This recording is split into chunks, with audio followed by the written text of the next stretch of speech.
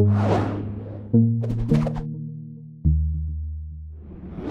Jon. I'm a designer. I live in Los Angeles, and like he was saying, I work as a creative director at Media Temple, where I've been for a few years. I also run a small design studio on the side doing client services and stuff. And my background is in advertising. I ran a studio for a while, worked as a creative director in advertising, and then kind of left to not deal with clients all the time anymore. And I'm here to talk about designing for a 24-hour experience, about designing in our hyper-connected world that we're living in today and how this is changing the way that we work, that we think, that we create, really about reaching people who are connected all the time on a variety of devices. And we all know this is happening, right? This is the norm now, and companies who aren't focusing on this are really getting left behind. And you know, before the internet, life before the internet, we were only engaging with companies and brands maybe like once a week, unless you were running TV commercials. And putting the internet in people's homes really changed that. And now with this kind of persistent connectivity, we have so many opportunities all day long to interact with people. And so that's what I want to talk about today. I want to cover really 5 main topics. One is designing for people, kind of returning to the origins of design and designing to solve problems for people. Second, our connected audiences. We know that people are connected, and there's been some really interesting studies lately that I find really fascinating. So I just want to talk about that for a minute. The marriage and advantage of creating beautiful and functional solutions. Giving people a reason to come back, being more than just a one-off purchase and one-off experience with your audiences. And finally, designing behavior, understanding and anticipating needs, which helps us create and dictate behavior. So I want to just state that this is not a talk about web development, okay? I am not a developer. Last time I coded a website was 2001. I design a lot of websites, but I work with a lot of great developers. So I'm not going to sit up here and talk about code or performance or anything like that, because there's way more qualified people to do that here. And this is also not a talk about responsive design, which we all should be working in anyways, but again, so many more qualified people to talk about that at this conference and beyond. And this is not a talk about just selling things, because it's really, really easy to convince people that they need something at least one time. And this is a talk about people. It's about connecting, it's about engaging, it's about creating behavior and designing for people, right? These are people who have needs, wants, dreams, challenges, what we call a life, right? And we can relate to that. And in our worlds, we often refer to people as users, customers, clients, donors, whatever else. And these people interact with us daily from a variety of different devices, right? Laptops, desktops, phones, tablets, watches, televisions. Who the hell knows what else just got invented in, you know, the 3 hours that I've been awake this morning. And so, you know, we have this great opportunity, and there's a big challenge right now. And the fundamental challenge of any brand or service today is to connect with people on an emotional level.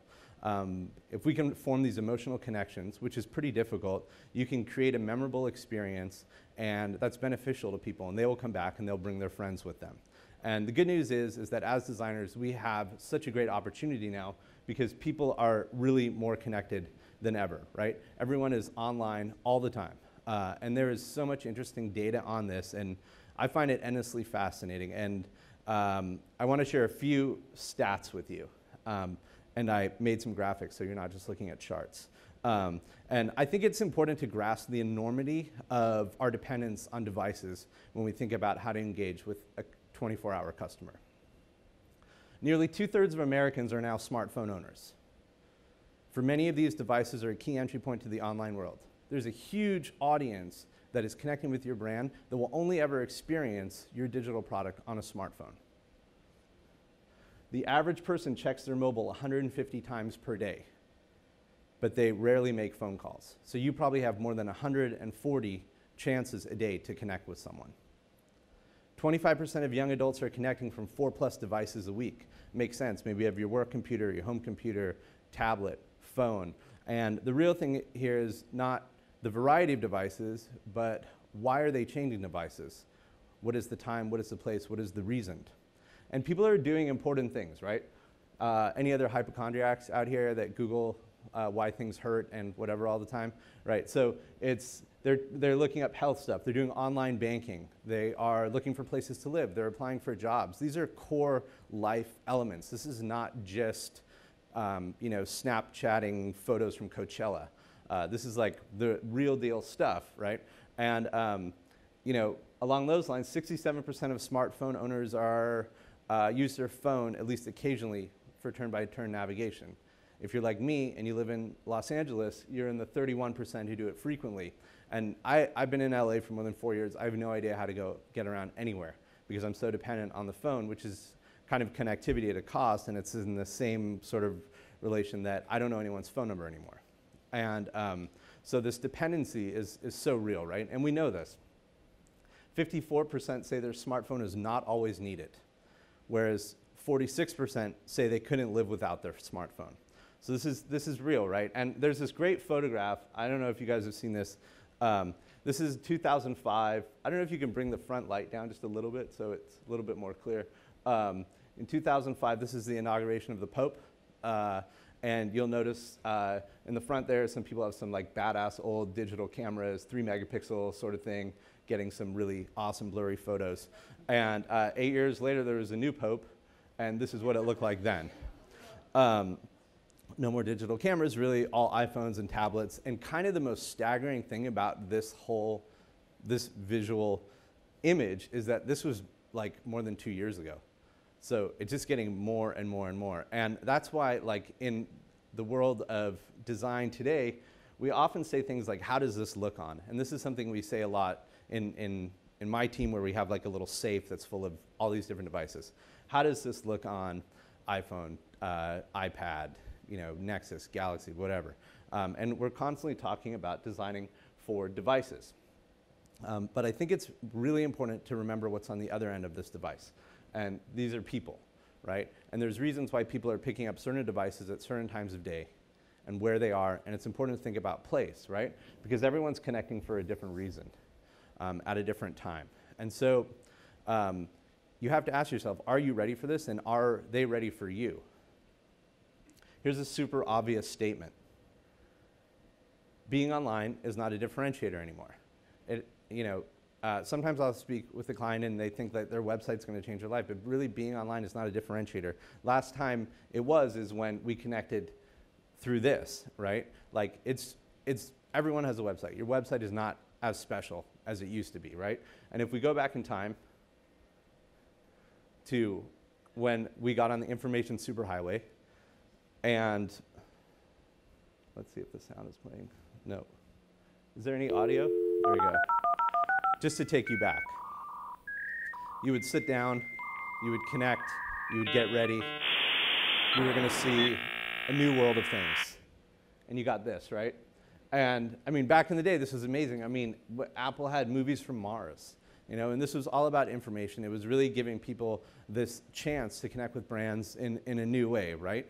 And this is also about the last time I actually coded a website. And then people thought we needed more of an experience. We need to differentiate more online. So this stuff happened, right? And I don't know what this website is, but I'm sure you all remember this, right? And I'm guilty of making some of these websites over the years. And this is like extremely selfish design, right? This is design that doesn't give a fuck about the person using the site, right? So much so that they didn't even do anything with that last purple circle. They just left it there. And it's gratuitous, it's selfish, and luckily it went away, right? And the internet, we started coming more about convenience, and we started thinking more about users and giving them their wants and needs. And we started thinking about what people were doing in the real world and how could we improve that online. It's connecting with customers at the right time and for the right reasons. And brands that do this in the real world, they get it. And it's really not rocket science. Here's a great example. 13-year-old girl. Girl Scout sells cookies outside pot dispensary. 117 boxes in 2 hours. And this is absolutely knowing your customer, knowing the location, right? And and just killing it, right? So, and it's no joke. Do you know how much money Girl Scouts make selling cookies each year? $700 million. I mean, that is an outrageous amount of money. It's worth it, though. The cookies are amazing. But this is a perfect example of knowing when to connect with a particular customer, right? She killed it compared to the kids standing outside of the Vons or Safeway in my neighborhood, right? You know, same product, different demographic, different time. And it's not just selling stuff. It's knowing when your customers need a good experience. A place that's really good at this is Disneyland, right? If you've been to Disneyland, you've waited in a long-ass line, like a really long line, like a JFK taxi cab line, but much longer. It's the only place where you go and you'll wait in line for an hour to do something for 90 seconds. And they know at Disney, and so, you know, 30 minutes into that, you are hot, you're tired. If you have kids like mine, they're hanging off of you, they're fighting. And you're at your low point as far as what your experience is as a Disneyland customer. And they unleash the characters. The characters come out, they engage with you in the line, they engage with your children. You have a great time, you're taking pictures of them. You forget that you've been standing in line for half an hour. They've taken that low experience I've had and they brought me back to a happy place, you know, considering I'm at Disneyland. A happy place, and my kids are happy, and they've really, really thought about how to fix that bad situation I was having. And then I forget that I've been waiting in line for half an hour, and the clock starts over. And even a company like Hertz, I mean, there's really few things worse than having to rent a car. They are dipping their toe into the digital pond with their free Hertz Gold service, which sends you a text message, a car formation, that tells you where your car is parked. You get to bypass the line, you see your name on the board, you get in the car, you drive away, you never have to talk to anyone or wait in a line. It's genius, and it's made me a loyal customer. So it's really thinking about how to solve problems when it happens in the pain points. And things are getting crazy. I think, I don't know what to think about some of this Amazon Dash stuff right now, bringing sort of the physical into the digital world. Are we gonna live in a time where we have these little buttons all over our house and we click it and we get more tied? But this is the real world, right? When was the last time you saw people waiting in line not looking at their phones? This is a captive audience. And it doesn't mean you just have to give them crap, but you can create for them and you can create things that are useful. And you know, there's companies like BuzzFeed that are famous for their Bored at Work network. And a lot of the content they were creating was for the Bored at Work network, and they're very upfront about this. So now on their mobile stuff, they've shifted to Bored in Line. That is the audience they're going after. And it's the audience that's sharing things like this. Olympics pairs, figure skaters minus men, are totally magical, where they Photoshop guys out of these pictures so the women are just flying across the screen. And it's been shared almost 375,000 times. So I think the one thing that I like to think about a lot is not just air travel, but you know, air travel has changed so much. And I can't think of the last time I booked a flight that wasn't just online. And now I'm just doing it on my phone all the time. So my experience with the brand that I'm choosing to travel with starts there. That's where my travel experience starts. And so I can start it here, right, with United, but I don't want to fly United. And I think the United web experience, not to dog them, is very representative of what the United plane experience is like. Whereas the Virgin experience, I think, is it is that. It is an experience. It is part of the experience of traveling, right? It's this device that I start my journey with. I use it all the way from booking my ticket to going through security to using it as a boarding pass. And it's beautiful, and it's simple, and it's slick, and it's clean, and it's different, and it feels like what Virgin feels like to me when I fly it, right? And it's kind of this beautiful point of design, simplicity, and usability. And I don't think functionality doesn't really need to sacrifice beauty. And you know, design can be too precious, but it can also be too dull. And you know, I got into this because I used to like to make rock posters, and I like designing stuff, and I want things to be beautiful. And I think in this really competitive landscape we're working in, the beautiful stuff really does rise to the top, especially things that are beautiful and functional. There's recently a study about how we are attracted to beautiful things. And this is a quote from it. Brain scan studies reveal that the sight of an attractive product can trigger the part of the motor cerebellum that governs hand movement. Instinctively, we reach out for attractive things. Beauty literally moves us. I'm drawn to these beer bottles. I don't know what it tastes like, but I really want one in my house. this Vignelli set typography is just the be-all and end-all for me. I could watch Fantastic Mr. Fox on mute or anyway, just over and over again. This painting that I had to write papers on, and anyone else who took art history probably had to as well. Anytime I see it when I go to London, it's as amazing as it was before. But there's also beauty in function, right? Like something as boring as a light switch. We know that this is an incredibly usable device. And at some point, maybe it'll get beautiful, and maybe as they beautify it, they'll make it more complicated. But I think that you can appreciate that. But then I have something like this in my house, right? And why did I buy this? I had a thermostat, it worked fine. I never really thought about it. And they came out with this thing, and I was drawing to it. And it's beautiful and functional. It's really fun to use. And I don't know why. I mean, I'm standing here at a design conference talking about a thermostat, which is kind of like a really random, strange thing, but is this intersection of beauty and function, right? And I connect with it daily. I think about it, and it sends me all kinds of emails that I don't really even know what it means, but I really enjoy the experience of going back to it. And it is more than a transaction, and I think that that's really what the important thing is. The regular thermostat I put in my house is a transaction. I leave it, forget it. This thing, I have this sort of like reciprocal nature about with it. And it's different than, say, your fridge, which you use all the time, right? There's something that's going back and forth with us. And maybe it is the statistics. And if we think about brands that are amazing at connecting with customers over and over again, Nike is kind of like at the top of that, right? They're the #1 retailer of running shoes. And they had the market on lock. They could just keep making amazing shoes and shorts and pants, and they would dominate. But the great companies and the great brands really continue to innovate with the ways they interact with their customers. And so they looked at their products and they looked at the people using them, right? And so what happens when people leave the store with a bag full of Nike stuff and they go running? Well, they've got Nike shoes and pants and tops. Like, what else could they do? And they were looking at people, this was years ago, and they noticed everyone was wearing white headphones. And it seems like a no-brainer now, but it was a big change when everyone started running wearing white headphones because they had iPods or iPhones. And so was Nike going to start making headphones? Was that going to be their big thing? No, they wanted to interact more with their customers and bring them back. So they created Nike Plus, right? And Nike Plus gave users a reason to come back. So even though they were connecting with the brand daily by putting on their shoes, now they're coming back and they're really engaging with the brand. And it is fun and it's beautiful and it's statistical, and it's what they have done is they've turned that one-time transaction and they've taken that and they've turned it into a 360 experience, right? Obviously this is an incredible investment in time, in money, in manpower, but a really, really smart thing. And I think a good way to think about, if you are selling a product, what more can you do to extend the lifeline and the relationship that you have with your customers so they don't just come into a store, buy a pair of shoes, wear them every day, but don't really think about you, and then come back in 6 or 7 months later and buy another pair.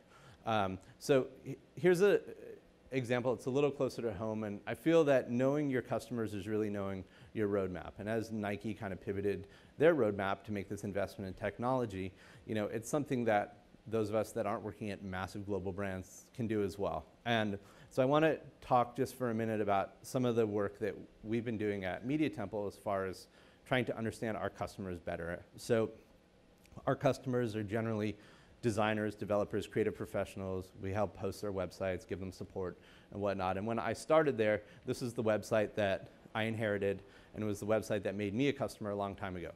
And it was very technical, and that wasn't my experience at all with the company. And the company is a place where it's full of people that are very helpful, and the community of people that host there are, what I like to think of the creme de la creme of designers out there, right? So I talked a lot about this project last year at Generate, so I'm not going to go too deep into it. We did a big, bold, responsive site. We brought in all these people, pictures of where we work, and we kind of like really tried to transform a brand that had been around since '98 that had like a good tech following from like a tech service company to a company that was there to help people. And that was definitely more of an accurate reflection of what the company was. At the same time, we have this thing which is called the Account Center. And the Account Center is where people go to manage their websites. The Account Center hadn't been redesigned since about 2004. So it was a long time. And we didn't have the manpower to do both at the same time. And frankly, in the world of hosting, this account center was still better than most of the other stuff out there. So as we approached this, we had a couple of things we wanted to do. Mainly, we wanted to bring design consistency between the front end and back end, but we knew that we were missing customers. We knew that we were missing time to interact with our customers. Most people were coming in here once a week because they had to do something, and they were coming in during the day. No one was coming in the evenings, and we knew that people were using tablets, and this wasn't responsive, and so we managed to help our customers by really listening to them and seeing where we weren't talking to them. Because web hosting is like a lot of utilities that you have, right? Day one, when you set it up, you have a lot of interactivity with the brand. And then you could go through almost the entire year without anything happening. But let's say something happens that you need a little bit of help because there's an error, or you delete something, or your database has this. So then you contact us, right? And then we help you. And so then there's this contact. So we're top of mind for these very little blips. And then they don't think about us again for a long time. And I know this is very common to a lot of other services that people have. And this green line is supposed to show when people are connecting in general, right? 9 to 5, mainly desktop, but not by much. 8 to 11, tablets. And we weren't getting any of these people. And so we wanted to start figuring out what we could do. And so most of my projects start with talking to lots of customers, doing a lot of stakeholder interviews, getting ideas of what people are doing and what they want. But for this one, I did it a little bit differently, and I sort of focused on more routine-based minutia. And I asked them these 24-hour user questions to figure out how they're doing their job and when they're connected and when they aren't connecting with us, right? So I asked them things like, where is your phone when you wake up in the morning? Because a lot of people that use their phones as alarm clocks will check their email right away. It happens. I know you've all done it. What do you eat for breakfast Monday through Friday? Sounds like a random question, but if you're like me and you grab an apple as you're running out of the door, you don't have any screen time. Some of the people that work for me have, omelets with veggie sausage, because we're in LA, and toast and whatever else, and they have a really good amount of screen time. And what kind of content could we give them at this time, right? And what do you do on the way to work? I sit in the car, but in a city like New York, people are on public transit all the time. And where are you when you have an awesome idea? And you will find out that most people have awesome ideas when they're not in front of computers. Usually when they're at a bar or a restaurant or with friends or at someone's house on a run. And awesome ideas nowadays tend to lead to domain purchases. And if you don't have a responsive site, people aren't going to be able to buy a domain. So we thought about all this stuff, and it was a lot more about people's lifestyles and when they were connecting and how they were using their devices and the kind of things they were thinking about outside of when they were actually doing the work. And so we put together this 24-hour user journey that starts with checking email at 6 in the morning and setting up a new FTP user at 10 o'clock and maybe buying a new domain at lunchtime. Being out and getting a security alert, because we heard from a lot of customers. I actually heard this last night at dinner from a customer that their clients call them and ask them if their site is up or if there's a security issue. So what if you could check all this stuff on the phone, because you couldn't do it before, right? It seems like basic stuff, but when your company's been around for a long time, this is a big shift to get that done. And on the way home, maybe they're reading some content from our blog that is, curated by pieces of content from the creative community. And finally at night, how can we get in that status checking behavior? People are checking Twitter, they're checking Facebook, they're looking at their stocks, whatever they're doing. Why wouldn't they want to check to see how their websites were performing? So after months and months, we rolled out this new account center, which is, again, responsive, beautiful, worked on all devices. And what started as kind of like a vanity aesthetic uplift turned into something a lot more. And our goal was really to start shifting this behavior from needing to go into the account center to do work to wanting to go into the account center to do work. And that's really the big distinction. All the user data we had put together helped us evolve this project into something a lot larger and not only benefit us, but really benefit the people who are our customers by making their lives a little bit easier, saving them some time, giving them things like security monitoring on their phone, which is easy to set up. And so when their clients call them, they can quickly look. And we kept hearing from people they wanted stats. And we could have just sent them off to Google Analytics. We could have pulled in all of the Google Analytics, but we needed to differentiate a little bit. And so we just focused on the things that people told us they really wanted. You know, how many people were coming to the site, what kind of devices they were using, where they were coming from. And, you know, we see a lot of tablet usage now of the Account Center, and they're short visits, right? They're 15 to 40 seconds, but that's 15 to 40 seconds that we didn't have before. And when you have hundreds of thousands of customers, that is a lot of time. And the more that your brand can be top of mind throughout the day, the more loyalty you get and the more dependency your customers have on you. And if you're doing something you believe in, then that is a positive thing, right? We've heard from customers that 2/3 of them like to get their stats through us now because they look good and they're easy to use. So that goes back to it being beautiful and functional. So overall, we've increased the time that people are spending there and the productivity. So I want to show you one more case study that's completely different than that, and it's completely physical and offline. And it's one of my favorite kind of projects, which is identity and packaging. And I was approached by this company in LA called Better Booch, which is a small kombucha company. Is everyone familiar with kombucha, right? Okay. People are pumped about it. Awesome. This product is really, really drinkable, and I really like the people, and I like that it was all made in LA, so I was going to spend some time doing this. Unfortunately, I felt like it looked like shampoo. And they had really bizarre names. Like one of the names of their drinks, this one here, is called Original Gangster, which made no sense to me. And they wanted to rebrand this. They wanted to like make it, they wanted it to be in the fridge next to Stumptown, next to Blue Bottle. They wanted it to look like one of those drinks. They wanted to be the kombucha of the Ace Hotel. So I liked the challenge. I went and spent some time with them. I went to a bunch of farmers markets. I watched their customers and potential customers try the beverage. And I also tried like 20 kombuchas. And here's something about kombucha that I found out. It kind of tastes like shit. It's pretty awful. But their one is really drinkable. So for me, I thought that that was a no-brainer. We were just going to talk about this is the most drinkable kombucha in the world. But turns out when you talk to customers that are kombucha drinkers, they don't care about the drinkability, because the worse it tastes, the more they think it's actually working. So, and this is what we heard from people. So we kind of shifted, but a lot of the principles were still the same. So when I started working with brands, like the first thing that you have to hone people in that have maybe started products that haven't thought about it is who is their target market, right? It's like marketing 101, but you have to focus, because you can't design for everyone. It doesn't work, right? So the target market for them was active women, a group we called healthy hipsters, and guys who care, right? It was very LA. Active women, they're working out 3 times a week, they're health conscious, they're social. Healthy hipsters, these are people, just go to Brooklyn. It's healthy hipsters, right? People riding around on bikes, buying organic, going to farmers markets, and guys who care, like guys who care about design and how they look and trying new products, right? And the other thing was having these 3 pillars. It's something that I've believed in a long time, since old school advertising days. Like, you have to have these 3 pillars, and everything you do has to align with these pillars, right? So for them, it was everything they talked about, everything that they designed, all the products they made, the way they positioned themselves, it had to feel like it was made in LA, it had to be everyday health, and it had to be premium choice. And what I mean by those are made in LA, right?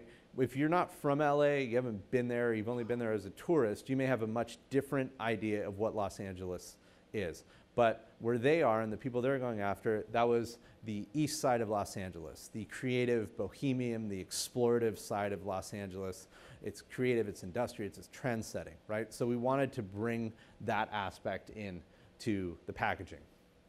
Everyday health, you know, these are people making conscious choices, like whether they're running daily, or maybe they're just taking the stairs instead of an elevator or escalator.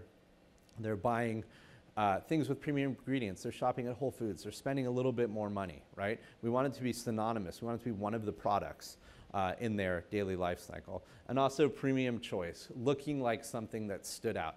The world of kombucha is a world of brown, green, like yoga silhouettes, you know, all kinds of random, like, Eastern-y kind of clip art. And so we wanted to just super simplify this. And it was, the other attempt was really to turn them into more of like a lifestyle brand. So the way that Smart Water, you know, shows people working out holding a bottle of water, it doesn't really happen. It wouldn't really happen with this kombucha product, but you know, maybe someone riding down the street holding the bottle is something that was more likely to happen. So again, here are the old bottles. And after a lot of this user research and sitting with customers, this is the design that we came up with, right? So this dark screen doesn't do it quite as much justice, but it's white and vibrant, and each flavor has like a really, really nice pop of color, and it stands out like a beacon within the shelves of the organic brown kombucha world. And I worked with a really talented illustrator called James Gulliver Hancock, and I had him draw this mural of Los Angeles, of the creative, bohemian, explorative, active side of LA.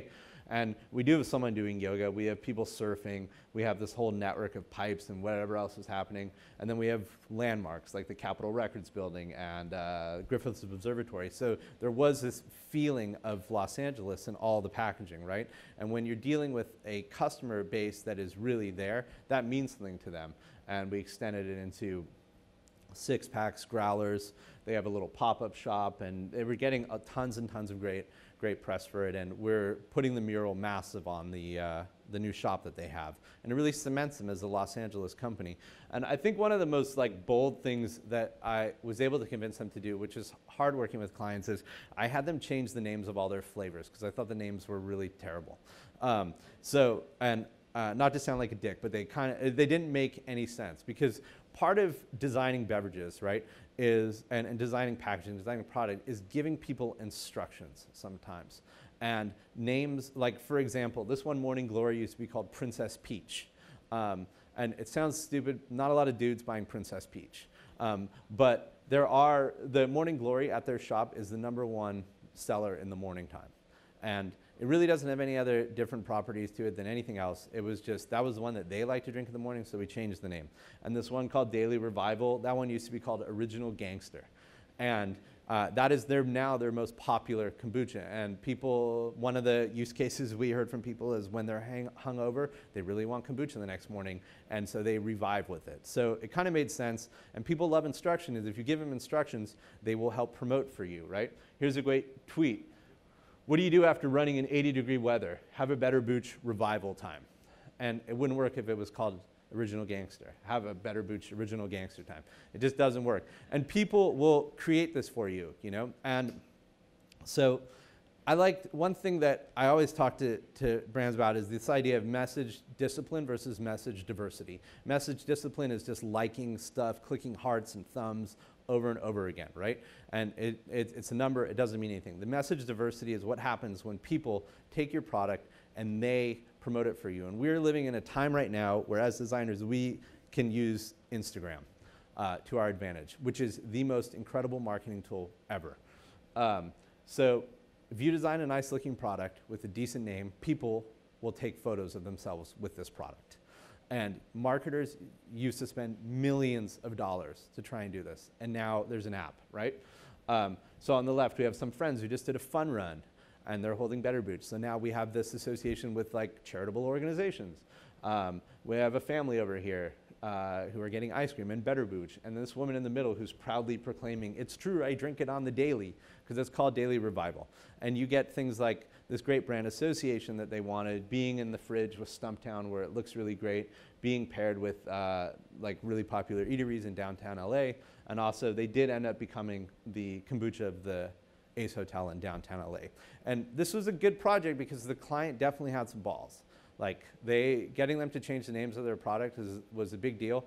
But when talking to customers and understanding what they wanted throughout the day, we were able to set this up because we found that people were buying 2 to 3 bottles of kombucha a day from different brands. So we basically, working with them, we tried to structure their product line as a line where people would actually buy a few of theirs for the day, and they keep connecting. And we actually have this idea, which we're kind of working on now, and I thought it'd be cool to have a 7-pack, you know, so you could get like 1 for a day, but trying to figure out how to actually build that package is a little tough.